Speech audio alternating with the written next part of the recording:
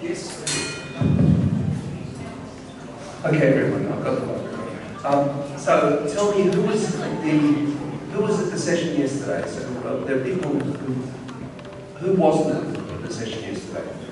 So, the session I gave yesterday morning.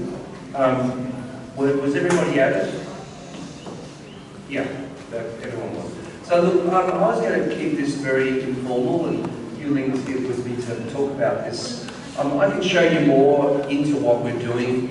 I did quickly yesterday show you into what we're doing, but I can show you into more, show you some more of that, and we can talk through it a little bit. So firstly, I'm sorry, this is not a great screen, it's not very clear, so we've had trouble with that all along. Firstly, what we have, this is a writing environment, but what I want to say is we've got a very broad definition of what writing might be. Some of the scenarios that we're working with is kids in school writing essays, so we've actually had examples of that here. I can show you an example of one. We've got medical students writing patient notes in here, right? We've got our own students writing reports around interacting with technologies. So, and what we call the elementary unit of activity is a work. We don't call it, the Word document does appear in places, but a work is something which might be multimodal, it might include video, it's like the machine going to sleep all the time. It might include, so that's the, there's this workspace where you do this thing called a work. Let me just go, give it a second while it wakes up. And then the next area here is an area that we call rubrics, right? And I'm going to show you into one of the rubrics first here. And this is a teacher who did a rubric about a poem. This is a SOAP medical rubric, which is SOAP is a formula for writing patient notes. I might get to show you that in a moment. But this is the one that I showed yesterday. So I'm going to go into it a little bit more deeply to show you what's in a rubric. So there's a bit of a description here up front as to how we've created it. Scoring guide, we don't have anything in the scoring guide. And then what happens is we have a number of rating levels, and then we have criteria, right? So you can see here, these things are the bugs, right? So what we normally do in a rubric is it's normally a kind of a writing rubric is often a single page with criteria on one axis, levels on another axis, and so on. What we've done here is previous experience, experiencing the known, connection with prior experience, and basically evidence, empirical evidence. So we've written out in vast detail what we mean by a concept. What's the relevance of concepts? Is there a definition? Theory, connection with existing theories, reasoning, analysing functionally, critique. So we've written out in vast detail the things we're looking for at a very, very high level. So this means that the rubric is different from a normal rubric in the sense that we've spelled things out in a great deal of detail. And this is an editable space. So to create a rubric, in fact, here it is now as a series of forms where I can actually simply create a rubric in this space, and it can be a rubric about anything at all.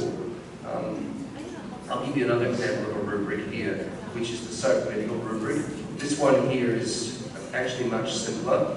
So when doctors are writing up patient notes, students are often taught this little formula called SOAP, S-O-A-P, subjective, objective, assessment, and then plan, which is what does it feel like, what are the factors, the objective facts in the case. So in other words, this can be about anything. Now let me say one thing about this in terms of the way in which we conceive this. If I to change this from educational language, which is rubric, in a generative AI context, each of these is a prompt. And what happens is we run past the writing for as many times as there are criteria, right? So this is 4 criteria, the other one was 10 criteria, so you can build it out with as many criteria as you like. And so this, this is prompt engineering, if you want to talk in generative AI terms. It's also a little bit like, you might know this idea of AI agents. So agents in the AI universe are perspectives that are taken on something, right? So, so the word agent is, it's like the word agent in general use. It's a particular set of perspectives acting on that text. So that's how that translates into kind of the AI universe. So in other words, we've got our basic tools here, and what I'll do now is I'll go over now and I'll take you into... So before I go on, any questions about that? All right. So I'm just going to take you into existing works, and I can take you into a couple if you like. I won't take you saw the station rotation one yesterday, so I won't do that again because I think most people said they were here, weren't they? I'll take you into, let me just see here. Oh, I'm going to take you into Mrs. B who has jaundice, right? So this is a medical note here. So what we've got in this particular document here, case start. Mrs. B is a 56-year-old woman who comes to your office because her skin and eyes have been yellow for the past 2 weeks. Mrs. B also tells you Mrs. B has a blood transfusion in Latvia, So that's the case. That's Mrs. B's case, right? And then what we've asked the student to do is we've asked the student to write patient notes. So what happens in a medical record, you've got data and information, but the doctor also has to write down some information which other professionals, right? So other people who are accessing the record, so they understand what the doctor's judgment is. So this is where, and now what we're going to do is, below this point here, this is the student's writing. So subjective, Mrs. B is 52-year-old, reports this. Objective physical exam reveals, I'm not a medical person, so assessment is patients agreeing conjugated, a plan, order, a certain test and whatever, so that's what the doctor prescribes. Okay, so as I say, you've got the case at the top and then the student's notes at the bottom. So I'm going to go here now and I am going to do an AI review of that, right, which is like so. So what I firstly need to do is select the rubric, and I'm going to select the SOAP medical rubric. Then what I'm going to do, so they're the 4 parts of that rubric. I'm going to select the model, and again, what I mentioned to the folks yesterday is we have built down the back of this, any model, we connect by API to any model you want to name. And what's interesting is the models are not wrong, but they have different tones, and often you get different insights from different models. Now, I mentioned to you yesterday I was doing a very complex piece of work myself around the technology underlying this, and I went to the different models, and every time I go to a different model I got new ideas that I hadn't thought of from the previous model. So they're almost like going to, imagine each model is like a different expert that you're going to, who has a different voice and different experience, different, so very little of what they say is actually wrong anymore. The problem with hallucination is nowhere near what it was like at the beginning, in that they have all sorts of fine-tuning which reduces the chances of hallucination. And also the new models don't just use the historical large language model, which might be up to last year or the year before or something. They actually do go out to the web and they verify things as well, live.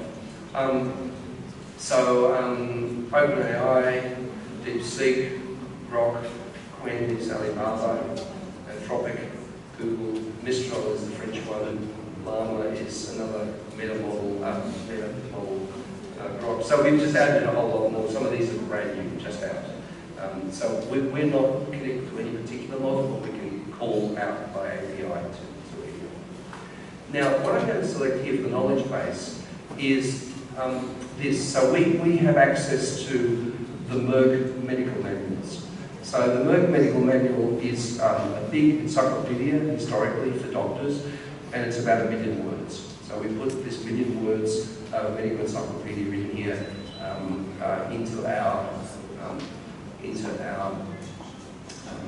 and this is what I just did is I pulled the slider across. I'll use the whole of it, and I'll use a really thorough kind of review.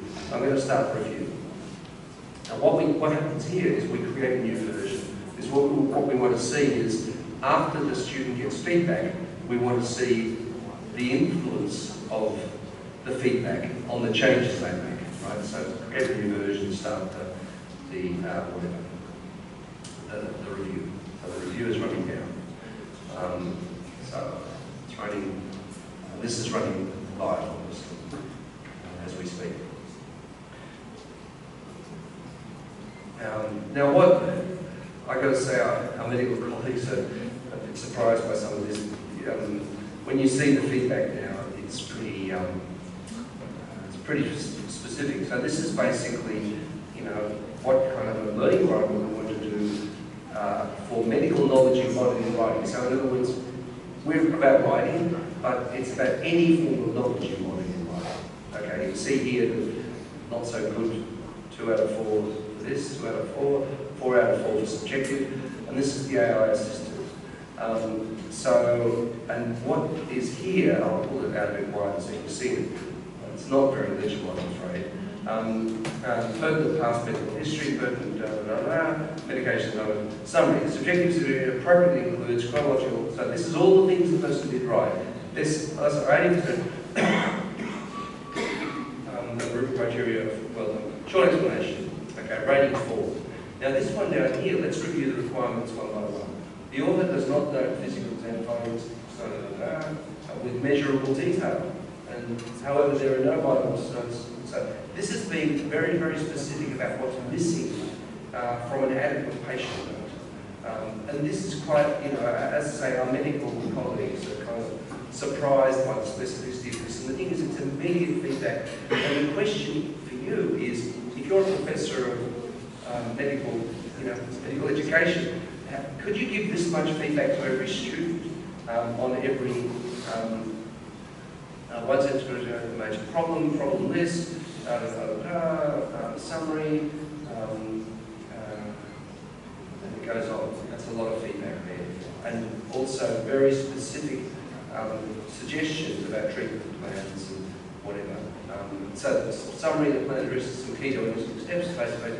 However, it falls short in providing complete treatment plans for each differential, lacks pharmacology and consideration to explicit monitoring fluid, and does not think visually versus long-term consideration in an organised way. That's pretty incredible feedback, to be quite frank. Now, my bigger question for you, as an educator, if you're a medical educator, is do you still have a job? Because this is, and in a way, the idea that it's artificial intelligence is not entirely true. Firstly, the instructor has built the SOAP criteria to explicitly describe what they are, and they've sourced the material, which happens to be, in this case, this Merck manual that we uploaded into there. But then, I'm going to put this down for a second, I'll type a few things in. One of the things we're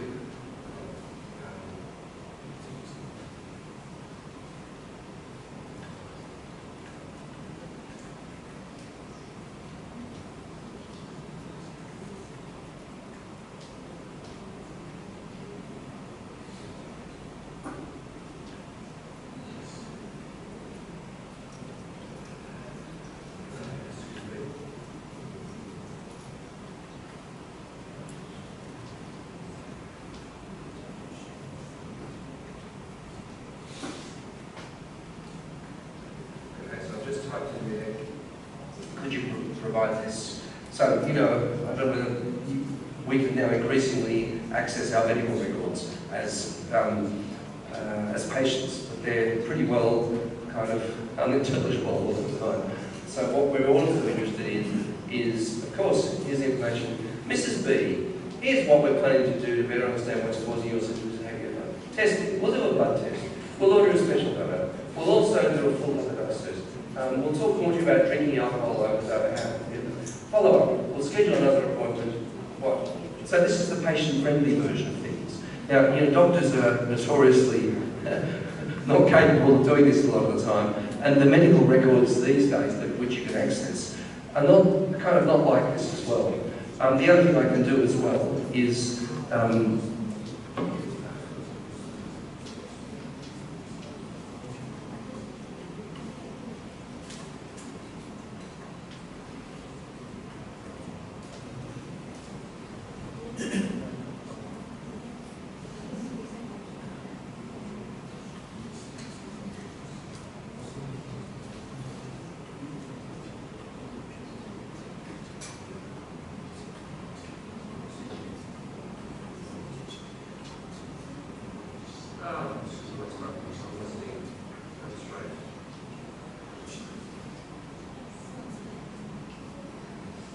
Mrs. B is a Kazakh speaker, so can we please that out in Kazakh?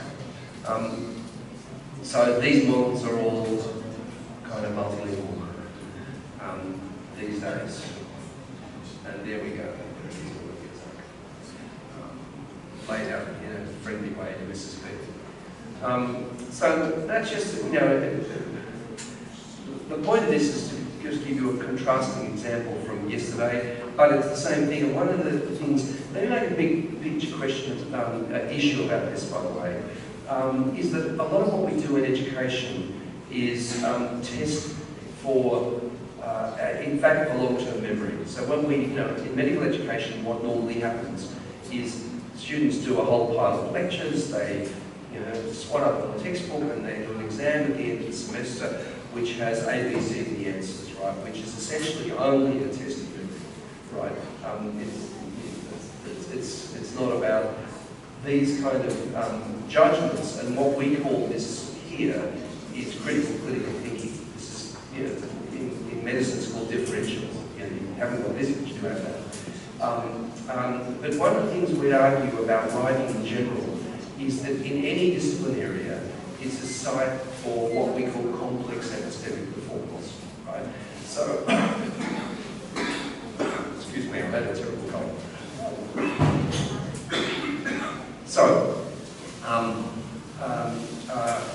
So what complex epistemic performance is? If I'm writing a science project, I'm being like a scientist. I'm not answering B to the question 4, right? I'm actually thinking holistically about science problems. If I'm doing history, I'm thinking holistically about a historical problem and not just saying the answer is 1789. So one of the things we're arguing is that writing is a site for the embodiment of complex epistemic performance, which is complex thinking and holistic thinking, which is beyond simply memorization. So our argument is this is a wonderful site now and a wonderful set of opportunities for teaching and learning in this environment around these kinds of high-level thinking skills. So that's one of our kind of themes here as well. Any questions about that? Because there's one more thing I wanted to show you as well, to tell you where we're going with this now, and I hope we'll have this in place within a few weeks. So what I've shown you is a kind of a workflow here. I'll go up to the working version here. I've shown you a workflow where you do your work and you get feedback and then you revise. Okay, so and how you actually do your work, you might notice there's not an editor visible there, but in fact when you highlight anything, there's a floating toolbar like this. So let's say here I want to in italic, I just highlight it and then come up there like so. Now what we're about to do is that little blue button is going to be an AI help button. So what we're going to do is we're going to embed in the editor. We've done a build that already, and I was actually I'm kind of hoping it might be there by next week even. We're working on that at the moment. So here that little blue button, what it will bring up is a number of options, which includes brainstorm, help me think this through, give me some ideas, plan, which is, okay, I'm going to highlight the whole thing, but help me organise my thinking around plan. Proofread, which is, okay, could you please go and check my text for its coherence and form, if you like. And what we will do, we're talking about this now, is we'll give you suggestions, explain what has to be done, but you've got to make the change. The machine's not going to make the change. So all we're doing is, in the right-hand panel, we'll give you advice and ideas about what to do, but you've got to do it. Right. Now what we're going to do is we're going to, behind that, we're going to track everything that the AI helps you do. So this is going to be a much better piece of work because you had AI help you the whole way along the line. But we're going to be able to track exactly what it is, you know, how much you've used the AI and what forms of use you've made of the AI in order to check that it wasn't just the AI that did all the work. And what we're doing here technically is we're using generative AI as kind of the large language model, which is the resource behind this, which involves the foundation model, it involves the rubric, which is the prompts, it involves the knowledge base as well, all those components. But the contextual AI is keystrokes, click streams, timestamps. We can tell how long you're doing it. We can even tell digital signatures. You know, no two people type it the same way. So what we're going to do is use contextual AI to monitor the extent to which you have learned from the AI. So here's the big problem. The big problem is the AI doing it is it a substitute for learning or is it a complement to learning? Does it push your learning further or does it reduce your learning by doing your work for you?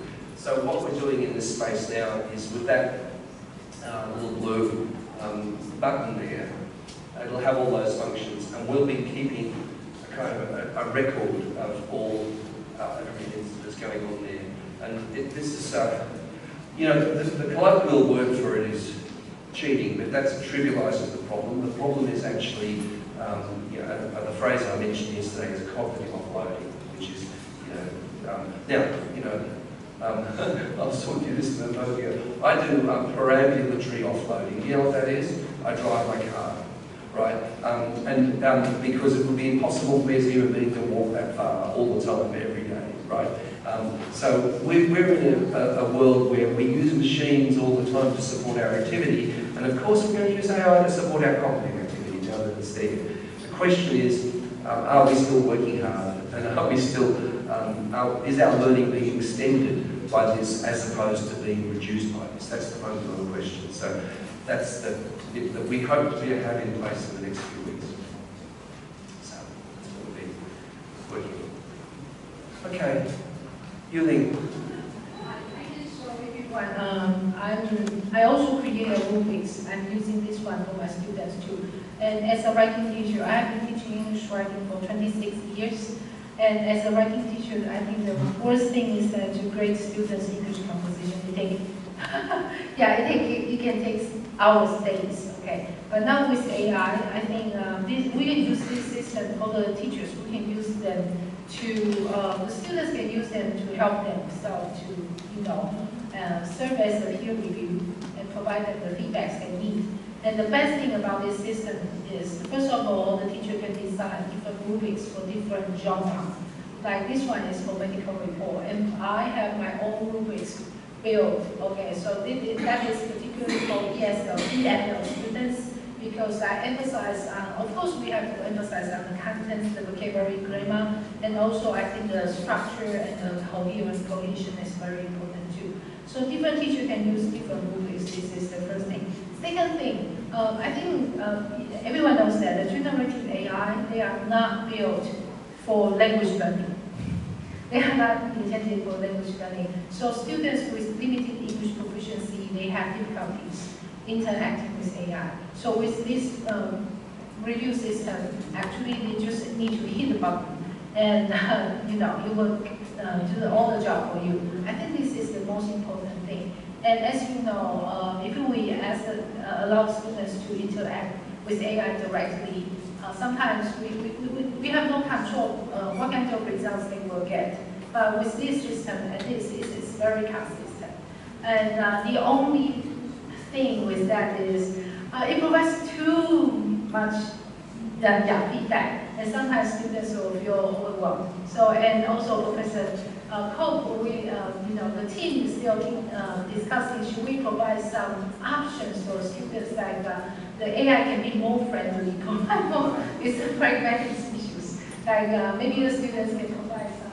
Choose the review with more friendly version and shorter version. Yeah, like I could have put in there, please summarize this in 50 words. We're building a little slider where you can have the feedback. And we're not calling it easy to hard, we're calling it novice to expert. So if I'm new to a domain, I'm a novice, and I want it explained to me a little bit more simply. But if I want more sophisticated kind of analysis, I can pull it across to being an expert. So all of those things are possibilities. Any questions, folks? Yes?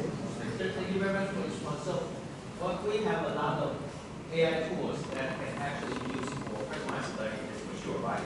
We have rubric and we have all sorts of review comments and all this to answer opinions on that. In a broader scale, how do you see AI reshaping our epistemology of literature review? Let's say, for example, how can we define critical thinking right now? How can we define learners as critical thinkers? Right. Okay, I mean, the great dilemma is these are machines that can do critical thinking for you. So, that's why, it's now, critical thinking is a relationship to a kind of a collaborator with whom you think critically together, right? So it's a different kind of ballgame, really. So that's what we're trying to do in here, which is, you can then ask questions. Let me just, I went back to that medical thing there and I said, explain something to me. It'll explain something to me. It'll give me an explanation around some particular issue. It's made a critical comment about what I've done. And so in other words, the critical thinking is in the dialogue. It's not in the machine doing the it can do critical thinking as well, but it's then in the relationship you have. So the phrase we use is not artificial intelligence, but cyber-social learning, which is cyber is from the Norbert Wiener idea of cybernetics. It's about feedback loops. It's about cycles so the critical thinking process is in these cycles of feedback between you and the machine.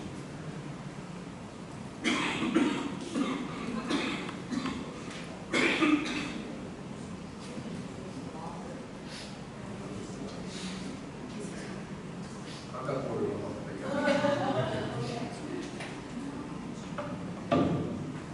Actually, yesterday, information work remote. So we were studying about that and the feedback. Remember that? Right, so again, what we can do as well, and I'll show you in here, is here, if I go to a review, right, it can be AI, peer, self. So in other words, what we can do is we can also, and one of the things we do as a matter of principle with our own students is we have them do peer review on the same criteria. And then we ask them to compare the machine feedback and the human feedback, right? And then, the machine feedback is much more consistent. It's much more detailed because the machine has churned out a lot of stuff quite quickly. Whereas human feedback is a bit more eccentric or more all over the place, and some of them more interesting as well. So what we try to do is always moderate the AI feedback with human feedback as well here.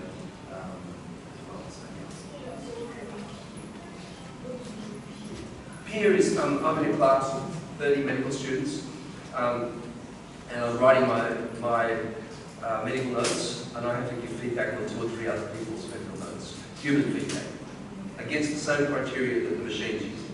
Yeah, because there are different types of issues. So I want probably more knowledge or more professional or always No, I mean the peers in the class who are more or less the same. Yeah, they're, you know, by definition, if they're in the same class, they must be classified to be more or less the same. Yeah.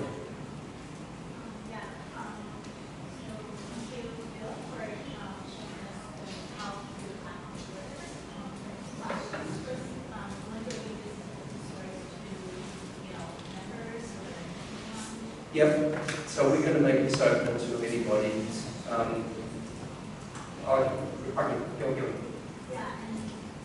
I can repeat the question, which is, will it be accessible to anybody? So, yes, it will be accessible to anybody. We'll make it accessible quite soon. One of the slight problems that we have to deal with is some of these models we have to pay for. So the one that I just ran now, the OpenAI one, we have to pay for. Llama we don't have to pay for. There's a lot of them we don't have to pay for as well. So we're kind of trying to set up a a low-cost, accessible model for people to be able to use them. We're not far off being able to make. There are a few things in there where we still need to do some more work, but we're not far off being able to make it available to anyone. I just wanted to share with you that I've been using your Unified Design framework. Right. The technology classes that we certain teachers. Yeah. But that model didn't include any AI elements to it. But now I'm seeing that you're doing that on your platform. It's all there. Yeah. So I'm wondering if we have design, for example, VR activities for our learners, and we also use ChatGPT to add into it. How do we use the Unified Design model to explain that, right? Do you have like a design now? Yeah. So what we've done, and by the way, we'll build more of this in. So one of the things you can do here, if I go here, and I go out to the rubrics, this one is in fact learning by design, and we're going to put learning by design at a number of levels. This is a learning module 1. So what you can do is people can use rubrics which have been saved in the system, or you can create your own, right? But we will have all learning by design rubrics in here, which means that we can then analyze anything that students have done using that framework. This one here is around learning modules, which is writing learning resources, measuring against that as well. So we're going to make, this is kind of an open system. You can do anything you like and create your own rubric, create your own knowledge base, but also we're going to publish a number of ones that other people can use if they don't have the time or the energy to build them themselves. So yeah, we welcome people using it, by the way. So when we're almost at a point where we can have other people using it. There's a few things which are just, we're working on still.